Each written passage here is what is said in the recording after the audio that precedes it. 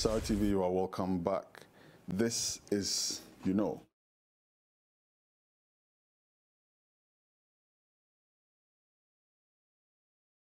look at news across the African continent and how the press or how the media is reporting. We are going to focus on President Obama's visit to Africa, Kenya, and Ethiopia. We discussed this last week, but that was during the visit. Now we're going to come in, zero in on what actually was said, what was not said, what was achieved, all the fallouts from that visit. With me to do that, as usual, Declan Galvin, editor, SaharaReporters, and to his left, Dr. Wunmi Akintide. Dr. Wunmi is also, among a lot of other things, a contributor to SaharaReporters. I mean the website. You're welcome, gentlemen. Thank you. Okay, so today we're going to look at the new Times from Rwanda, the Le Soleil online from Senegal, the Zambian Eye, obviously from Zambia, and then we're going to have a slight departure today. We're going to take an article from an opinion piece from Al Jazeera. Al Jazeera is not an African platform, but this piece was written by Andrew Mwenda, one of Africa's perhaps most outspoken journalists, if you will. So welcome again, gentlemen. Let's start with the Rwanda piece, the New Times from Rwanda. The headline says, Obama visit a security nightmare, Kenya police. Anywhere the president goes, especially to a country which has limited infrastructure, that is to be expected, isn't it, Declan? Yeah, for sure. And definitely there's an added layer of concern given that Kenya is experiencing a significant insurgency from Al-Shabaab and some other groups in the region. And that's a major concern for not just the Kenyan authorities, but also the U.S. Secret Service. Dr. Wunmi? Yes, I'm surprised that people call it a nightmare because we have a situation where you have two security agencies of two important countries, Kenya as the host and America. Because I'm not sure that America is going to leave all the security of his president to the host country. So even though they are not saying it that loud, I am sure there are security agents of America already in place, even a few days before the presidential visit. So to now give the impression as if everything was left to Kenya and therefore it was a nightmare, that's a fallacy. Because I recall one time when Fidel Castro, I used to work at the United Nations at that time. Fidel Castro they came to attend one of the plenary sessions. And he came with his own Here in the security US. details. Yes. In fact, for that moment, even though the UN is regarded as a neutral land, but Fidel Castro made sure that his own security detail were there, in addition to what America was offering. The same thing, Muammar Gaddafi. He did it at one time. He came to Nigeria. In fact, he refused that he would not come to Nigeria unless he's accompanied by his own security. I think that's kind of standard practice. Standard, and most of them are women who actually protected him. Gaddafi drove with a convoy of buses from Tripoli to Accra to attend an African Union summit. Yes. And you can imagine about over 100 buses driving through the Sahara all the way to Accra. You can imagine the kind of... But that definitely will present some kind of a challenge, I would think. I remember when President Obama came to Ghana, for instance, traffic in the capital virtually came to a standstill. And I was comparing that with when he came to Lehman College, where even though we knew there was a presence, there was no traffic jam or anything like that. But let me zero in on something that the Police Inspector General said, Joseph Boynet. He said, my nightmare was that someone might sneak in and do something nasty. I don't think anybody is that foolhardy. Do you think so? Anybody would try to get anywhere close to the American president? Absolutely, I think, in a situation like that? Yeah, I think that Al-Shabaab, I mean, if they're going to carry out brazen grenade attacks, things that would be near suicide missions, if they thought that there was a weakness that they could exploit, which would give their organization and its aims new attention, anything that would be able to strike at the United States, which is perceived as this egregious kind of imperial power, they would do that without doubt, and they would sacrifice a number of different of their soldiers to do that. I agree that it was something to really worry about, but I'm surprised that the Inspector General over there is saying that it was such a big nightmare, because, like I said before, there were two countries involved. The greatest country in the whole world, the most superior military power in the whole world. The president is coming to town. I am sure that, and they knew that the background that Al-Shabaab and his militants were already there before they came.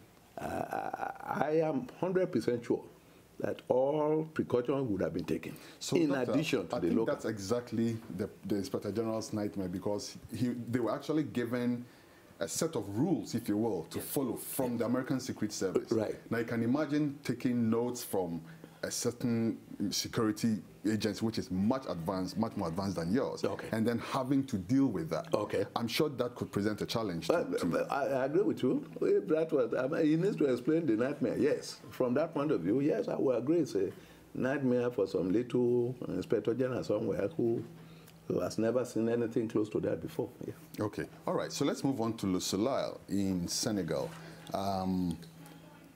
It reports the same, the same trip, and the headline says, the President of the United States to UA. Barack Obama calls to change the worldview of Africa.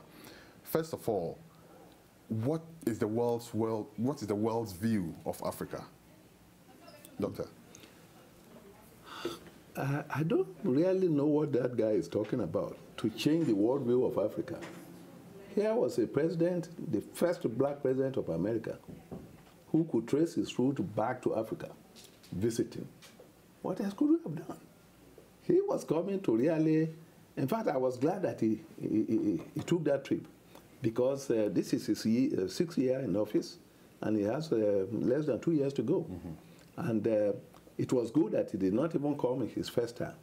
He came in his second time. The man is in charge, and everybody knew that. Some argue that is like presenting Africa as an afterthought. He went to Ghana, he went to Egypt, he went around a bit, and then practically forgot about Africa until the twilight years of his presidency, and then decides to go back. Something that's like saying Africa is an afterthought. Declan, what do you think? Yeah, I mean, I completely agree with that perspective, which is that African policy, strategic objectives for the United States to Africa is an afterthought. I still consider most of the United States' diplomatic treatment of Africa as though it's like some backwater. And we've talked about this many times on the show before. I don't think that Obama has much of a legacy to give Africa in terms of having some kind of great policy agenda that it's set forth, building strategic partnerships. I don't see it compared to some of his predecessors. Yeah, I beg to disagree with that. I think Africans, as the black race as a whole, had something to take away from the fact that one of them, or at least one of our own people, managed, because of the discipline of democracy, to rise up to the level and become president of the United States. What Africans should take away from that is not exactly what you feel. In fact, it makes us appreciate the value of democracy better.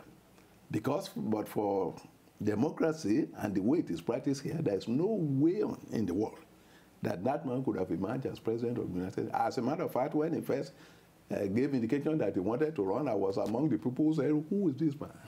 Where did he come from? President? Is he talking about mayor of New York or somewhere? We're talking about the president of the United States, the leader of the free world. I thought it was too much. But within a short time, he was able to prove himself. He did it. In fact, he gave us the first show at the convention. When he was still doing it. He hasn't finished. He has not even finished. When he was keynote speaker during the time of John Kerry. That was the opening, same. And then came back and did a lot of wonders. Here was the first black president, the first president of America to get the Nobel Peace Prize within a year of coming into office. That has never happened before. So it was an enigma that this young man, I took it as an enigma, and I was proud as hell. And I think that one of the things that Barack Obama will take away from his presidency is that he has been more of a peace president than a war president, so to speak. But let's look at some of the things that he said. Some of the things that he said while addressing the leaders at the AU summit. He said, for instance, poverty is a violence against human dignity. What do you think he's referring to, Declan? I mean, I think he's talking about. I mean, I think it's pretty self-explanatory. Any kind of poverty, particularly systemic poverty that we experience in parts of the United States and in many parts of Africa, is a form of violence, and it dehumanizes the people experiencing it and living in poverty. And I think that is something that he would like to say he can work on addressing through various institutions. And so I think that's why he brought that up in the speech. Is that not semantics, though? Because, I mean, I read someone's Twitter tweet saying that who actually is the cause of this poverty? We have Western multinational companies practically milking Africa. And then turning around and saying poverty is violence. Who is perpetrating this violence? I think he would recognize, I think his stance would be that he recognizes that some multinational companies are exploiting Africa, but he would say that the real road for economic empowerment is through business. I think that would be his perspective. Even if you look at members of the delegation he brought during this trip, there were, I guess, hundreds of business leaders from the United States hoping to meet with African counterparts. So I think he would disagree with you in spirit, would be his response to that, and he wouldn't see any contradiction in those words. And I believe we covered most of because usually when a country wants to visit another country, the way it is done, when I was in the public service, that president has to really study the other country, the host country, to be sure that he knows what he's talking about, and that within the little time that he has, that is going to touch on the most important problem faced by that host country. In Africa, poverty is certainly one of it. There's no denying it, unless we just want to Yes, Doctor, but the question is, who is causing that poverty? Ghana has immense wealth in terms of gold and other things. Ghana has about 12% of the shares of gold, and this has been that way forever, as far back as anybody can remember. Why, if these Western leaders care so much, why are they not addressing this perennial problem of multinationals owning the resources of the African countries rather than forcing Africans to create wealth out of the breadcrumbs that they get from their own wealth? Okay, I will attribute the fault to our own people and to the people coming to exploit our resources. Because I remember that Nigeria, for instance, we were sitting on this oil for more than 100 years. We were not even assured that we were sitting on such a heavy reservoir of oil and have the ability to even turn it into wealth until the white people told us that this is what is there. So, to some extent, I will put the blame on both sides. Number one, after you get to know, because you don't expect any other country to come and take over your problem, you have to be the one to solve your problem. You can receive help, but these people are out to make business. They are looking for money, and you are going to get that money. Yeah, it's survival of the fittest. Trade. How do you go and try to do business with somebody and end up taking practically all of the resources? Wunmi is onto something in that if we look at the egregious behavior of so many leaders in Africa, where they are co-conspiring with these multinationals to essentially plunder Africa of its natural resources, of its opportunities, and then disempower so many Africans across the continent. I don't think that it's fair that we put all the attention on multinationals, because ultimately a multinational has no responsibility to people of Africa. But if you're an elected representative, or if you claim to speak for communities in Africa, and you're working with these malignant companies to essentially ruin people's lives, you know, why would we put a disproportionate amount of blame on multinationals? We'll come back to that point in connection with our last piece. So I'll just stick a pin on that one, and we'll come back to it. But let's look at the Zambian Eye before we go to the Al Jazeera story. So the Zambian Eye reports Obama and Kenyatta differ on gay rights. we have a video of the two leaders speaking specifically concerning gay rights, which has been like a really big topic in the past couple years. We'll come right back in and pick up from there. An African American in the United States, I am painfully aware of the history of what happens when people are treated differently under the law. And were all sorts of rationalizations that were provided by the power structure for decades in the United States for segregation and Jim Crow and slavery, and they were wrong. So I'm unequivocal on this.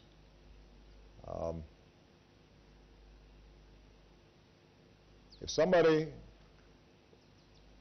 is a law-abiding citizen who is going about their business and working in a job and obeying the traffic signs and doing all the other things that good citizens are supposed to do,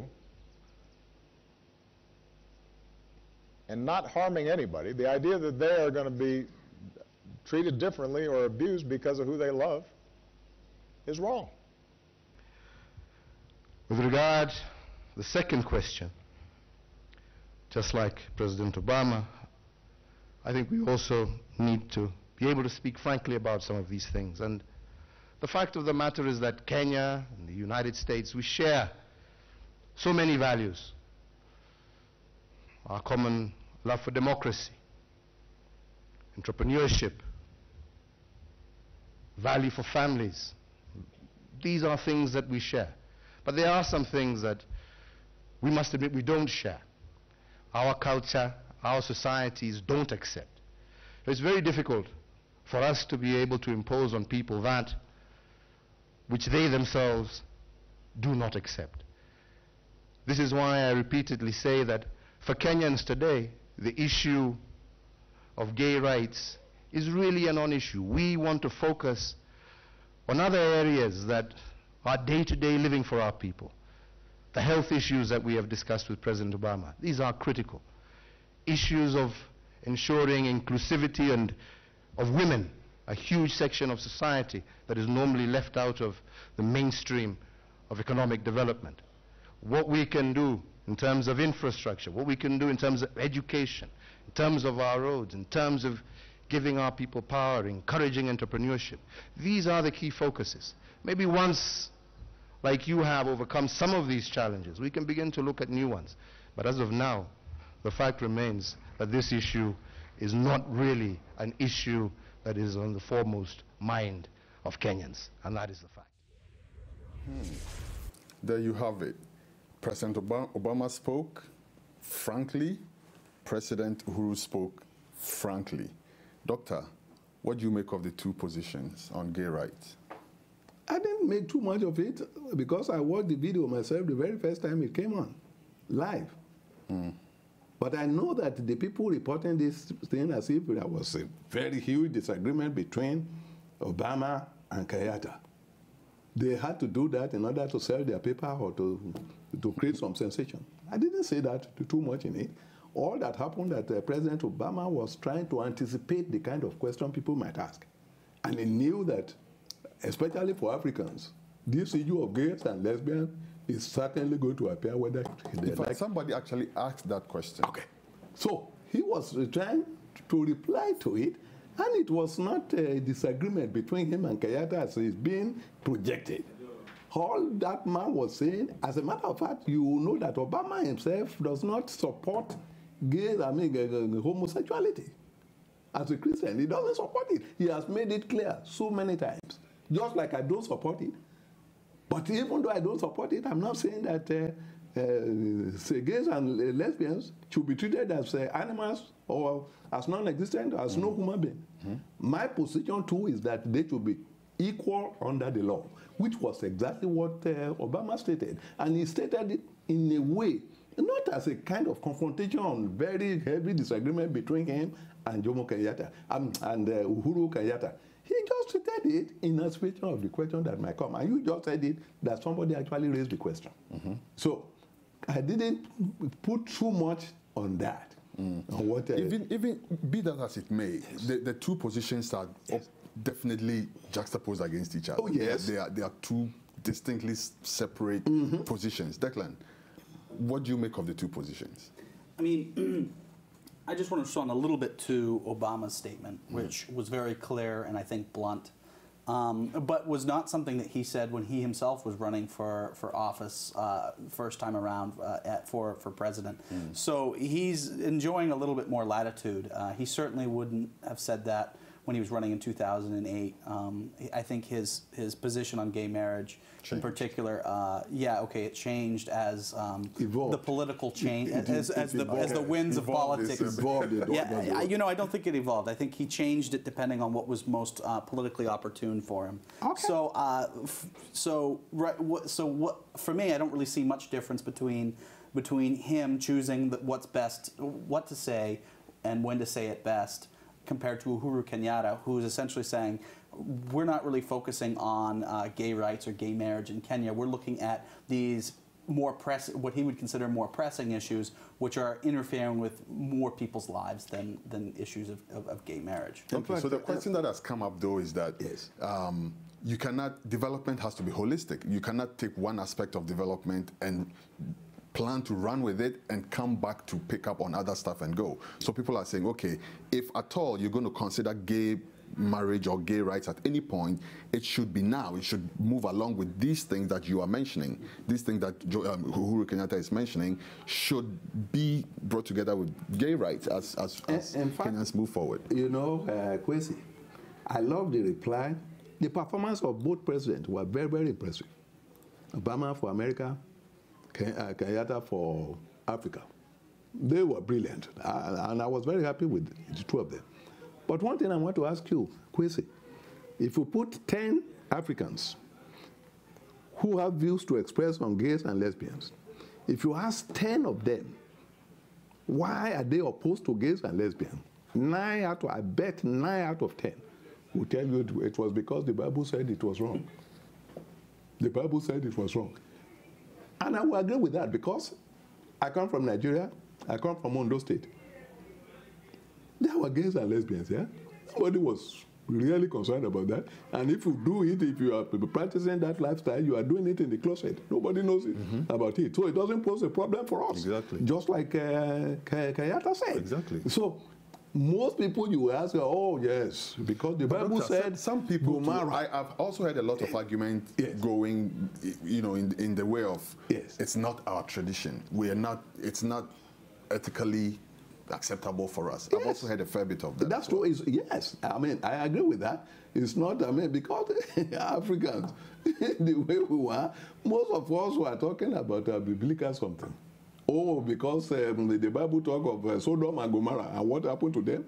Let God fight himself. God can fight himself about that. I don't even understand why people really want to take up arms and fight and kill because of this situation. Don't you, Declan? Don't you think we are creating a mountain out of a molehill? Don't you think? That it's not even an issue like Kenyatta said. I think that the issues around it have been exaggerated slightly. Exactly. But for me, the issue comes down to are gays and lesbians, because of their lifestyle choices, being persecuted and discriminated against. Yes. For example, Gambia has a law now where they want to decapitate gays, and they said they want to have a law worse than the laws in Iran. This is, for me, where the biggest issue is. I think that anybody, regardless of their sexual orientation, should have the same rights and privileges as anybody else, regardless where you are in the world. Definitely. And that includes marriage. And so I disagree with Uhuru Kenyatta's stance if he says gays should not be allowed to be married and have those privileges. I disagree with that. But I don't think that this is a front burner issue if we were to generalize front burner issues across the continent in the way it is in the United States. Exactly. And let's not forget a month ago, or a month and a half ago, was when gay marriage was legalized in this country across all 50 states. So I don't understand. I don't understand where people are like, oh, well, this has always been the right position. If you look at marriage, though, please hold your thought on that one. Don't forget. Okay. Remember to bring it in. But I want you to throw this in as well. Right. If you look at marriage as an institution, marriage itself as an institution, it's something that until recently has forever been an issue of a man and a woman coming together in a union. So if we're going to change it. Right. Don't you think that especially Africans who already have had to deal with so much and haven't had the time to probably study the pros and cons of such a phenomenon, don't they need more time to chew on it, digest it before they actually kind of like try to wholly embrace it? You are right there, Kwesi, but how long is long? Once upon a time in Nigeria, where I come from, when a female dog and a male dog mate inside the house, they get a cutlass and kill both of them. Wow. They don't do that anymore now. I used to have a dog. As a matter of fact, I will have to take my dog to another person's house to mate because I want more of that breed. So we talk about evolution, how this matter evolved. Over time, things will change. But I understand that tradition died very hard, very hard. And people don't want anything too new. What they've never experienced before is very scary and it's very intimidating. Let me ask you one answer question before I come to you, Declan. Has tradition helped to sustain anything good at all in Africa? Or is tradition something that's like, you know? It has even put us under in chains, I will argue. It has put us in chains, I will argue, in certain areas. Okay. Not in all areas. I disagree with the notion that homosexuality is not tolerated in Africa out of tradition. I think that when we say it's not tolerated because of tradition, it's a warped tradition brought on, like you said, about the Bible. So people are usually attributing their feelings toward what they read in the Bible. I think before European missionaries evangelized the continent, I think before colonization, you would find far more tolerant views on homosexuality across Africa, even compared to today in the United States. I think there was far more tolerance. I disagree with you before on this, Declan, on this same show, and I'm going to disagree with you once more.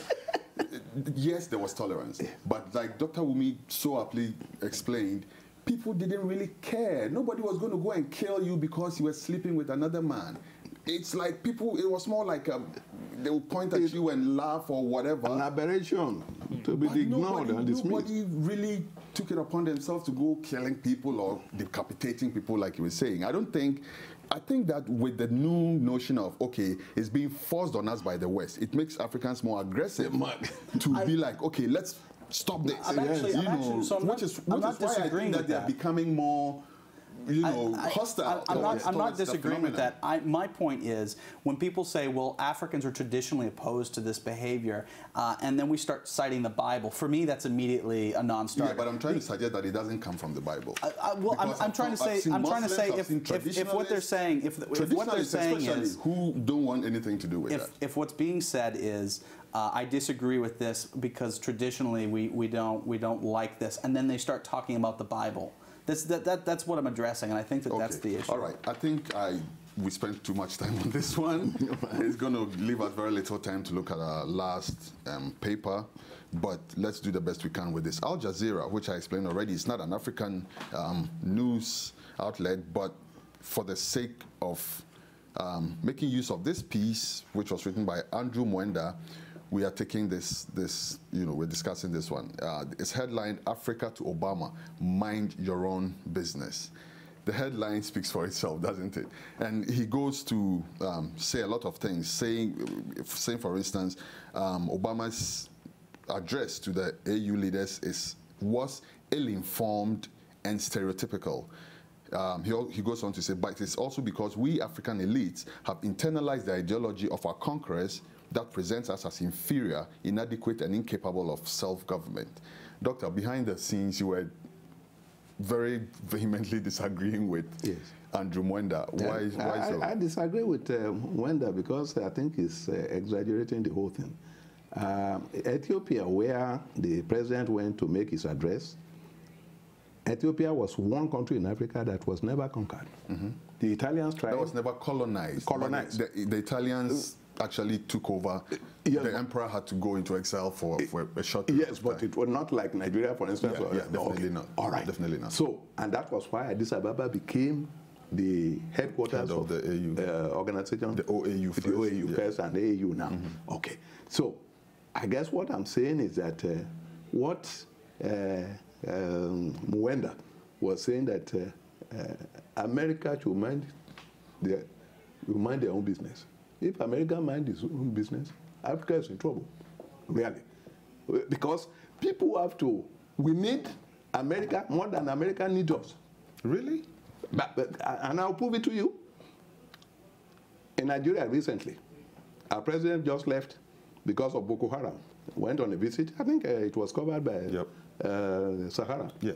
He went to Obama with a request to really consolidate what he's trying to do in order to solve this problem, the menace of Boko Haram. And another thing, to know where all the money that had been stolen in Africa had been put in here. So I disagree with Mwenda, because if Africa minds its own business, we're in trouble. If America minds its own business and decides not to care about us, even though it's not going to be practicable, because in the age of globalization, the world is one global village. Whether you like it or not, we are interdependent right now. But in the strict sense of the word, Africa needs America more than, or need the Western world, not America alone, or the capitalist world, more than the capitalist world needs Africa. I violently disagree with that. Yes. I violently disagree with that point of view, but we're so short of time. Right. Declan, let me take your view on that. I think that if we look at Mwenda's statement, ill-informed and stereotypical, I think that the stereotype is that all African leaders are tyrants. Not all of them are, but I wouldn't say his views are ill-informed. When we look at Paul Kagame of Rwanda just extended his term, Mugabe of Zimbabwe has done the same thing. Yes. We've had the same thing in Burundi, and we're going to have the same thing in Uganda for sure. Yeah. So he's not exactly wrong, right? I think it's false to say that Obama was ill-informed as he made some of those statements. The other issue I have with Mwenda's piece is it just takes that one aspect where he was talking about term limits and ignores a lot of other really interesting and important parts of his speech to the African Union. And I think that by focusing on this and characterizing his entire presence as being ignorant and oppressive, I think that's misleading and wrong. Okay, we really run out of time, but just in closing. Just one point. Yes, Doctor. Could you imagine, for instance, we're talking about Nigeria, we're talking about Africa, SaharaTV, everything in Africa. Could you imagine what would have happened if Obasanjo, for instance, was able to have a third term? Or if Sani Abacha, who wanted to remain there for life, was allowed to do that? Or even the problem with that is that when President Obama goes to other countries, yes, even countries with monarchies, yes, we don't have a problem with monarchies, and we have problems with African leaders staying more than a term. We have countries where even within Africa, President Obama went to Ethiopia and praised the Senegal as being democratically elected, in spite of all that we hear is going on in Ethiopia. What's going on? I think it's selective. I think it's really selective. When you're talking about monarchies, they have monarchy in Britain. That's a ceremonial state, something. That's a pure capital. I mean, let's talk about Saudi Arabia, for instance. There's so much atrocity going on in Saudi Arabia. We read of how people are treated in Saudi Arabia. President Obama goes there. He never speaks to them in the tone that he speaks to African presidents. And I think that's what Mwenda is trying to address. I think you got me there, Kwesi. When you talk about Saudi Arabia, that's a different ballgame. Okay, so that's being selective. Anyway, our time is fast. Thank you so much, Dr. Wunmi. Thank you, Declan. I really enjoyed this part of the show where we really get to look into the other parts of Africa and then look at how the press is reporting, projecting news, and how we interpret what they project. Thank you very much, gentlemen, once again. We'll be here again next week with another edition of Africa Edition. Until then, goodbye and see you.